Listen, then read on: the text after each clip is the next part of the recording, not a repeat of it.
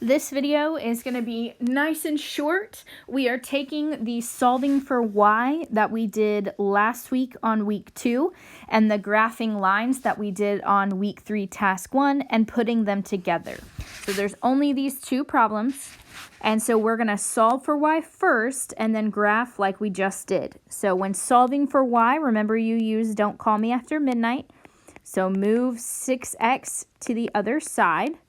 So I still have 2y. I've moved 6x, so it has changed signs, and negative 6x and negative 14 are not like terms, so I cannot combine them. I simply rewrite.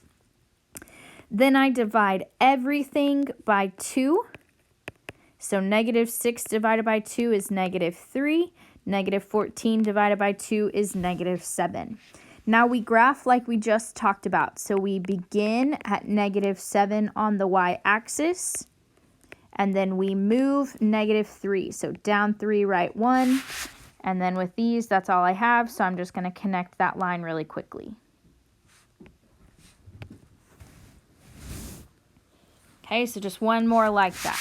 So if you want to really press yourself, you could pause the video, try number 2 real quick and see if you get it right. But we're going to solve for y, so I'm going to move x. I have 5y equals negative x plus 25. And then divide everything by 5. So y goes away. Negative 1 divided by 5 is negative 1/5 x. 25 divided by 5 is 5. Now that I have y by itself, I begin at 5 on the y-axis, and then I move negative 1/5. So that's going to be down 1, right 5. So down 1, right 5, down 1, right 5, and connect my dots.